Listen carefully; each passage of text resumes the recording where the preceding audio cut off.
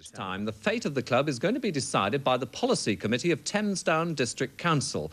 It's all over club debts of £90,000 owed to the council, and if an agreement can't be reached tonight, then there are real fears that Swindon Town will just go out of business. Ian Seymour now takes up the story for us. Swindon Town's future lies in this stand, a £270,000 dream which has turned into a nightmare. It was built with council money in the early 70s. Repayment was over 40 years, based on average gates of 12,000, but attendance is now about 2,000. The club have failed to meet their repayments, a crisis highlighted to us by the club secretary 8 months ago. If people in Swindon want a football club, then they have to start supporting us.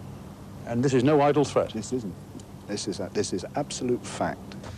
Tonight, the council will be considering 3 options. Write off the debt, which is unlikely, renegotiate the debt, which we're told is not on, or force the club into liquidation.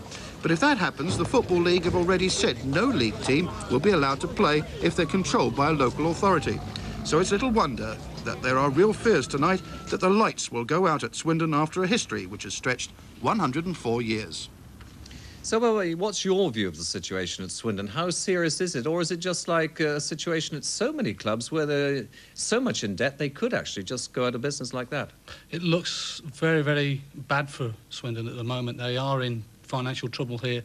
The main problem here is, Bruce, they don't own their own ground. And if you look back now in 1969-70, when that new stand was built, another major problem for them. This was at a time when they had 12,000 people attending the games. Now they've only got 2,000 people plus at each home game. And if you look at Chelsea, Sheffield United, and even Ipswich in the last 18 months have got into problems through not having the finance to support the building of a fabulous stand. These days, people are not going in there to sit down. Are you saying that really, in the case of Swindon, they've created some of their own problems? Well, football to me at the moment looks as though it's a receding industry, and it's been proven here once again with another club with its back to the wall regarding finance. Now, how does it get out of that financial problem? That is the biggest problem that all clubs are facing these days. But there always seems to be someone around the corner who will come along, put his hand in his pocket and say, yes, I'll bail you out. Do you think someone will bail out Swindon? Well, it will be very interesting to see how the public meeting goes tonight and the reaction that the people on the council take towards having a football team at Swindon. Right, Bobby, let's leave it there. Don't go away because we want to hear some more from you a little later on. And if you're interested, in fact, we should be talking to Bobby about the weekend fixtures. We're all in about the Thamesdown District Council, and last night the club officials attended an emergency council meeting to discuss the debt. Well, the mayor says that the club must be saved at all costs, even if it means using ratepayers' money, while another councillor argues they should stop supporting the club and let it go bankrupt. Well, the whole future of Swindon Town Football Club could be decided within these 4 walls. This is the council chamber of Thamesdown District Council. And over the next 6 months, councillors will have to decide whether to pull the plugs on the club and make them bankrupt or keep them going. Now, the mayor is in favour of getting local business money injected into the club, but there are a few councillors, and they're growing in numbers, who are saying it's time that ratepayers should not support a private limited company. The row is over £90,000 in unpaid rent and almost £400,000 owed by the club on a stand. Now, last night, councillors voted 6-3 to keep the club going, but some wanted more drastic action, but bankruptcy is a word the mayor hates. In no way am I going to stand idly by and see that take place. Now, you've had an offer, I understand, from a local business that might be prepared to buy the ground and inject some money. Can you tell us a little bit about that offer?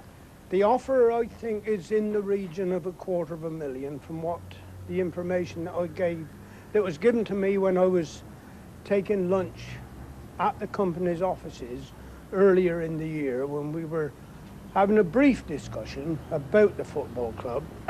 So a lunchtime chat a few months ago may decide the future fate of Swindon Town.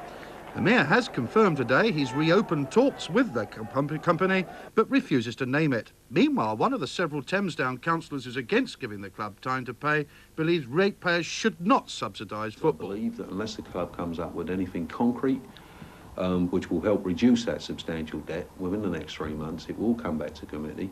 And I think if it does come back to committee again, then inevitably committee will take the line that I was suggesting should be taken last night. Which is wind the club up? Which is basically to, yes, I suppose that's that's eventually what it comes down to. In the middle of the political wrangle is the club. Their hands are tied. They must sit, wait and see. How would you answer the critics that are saying that it's hardly fair that taxpayers' money should be spent to support a profit-making business such as the football club? Well, I think we appreciate that obviously this is one of the problems that the council face. But I think I would say to you that I think a football club is all part and parcel of a town. We are supposed to be paying a rent of £40,000 at the moment, and there is no way that can be done. So, for the rest of this season at least, Swindon Town are reprieved by their landlords, the council. But will they back the club longer than 3 months? And will that new corporate benefactor come forward? Questions which tonight have no answers.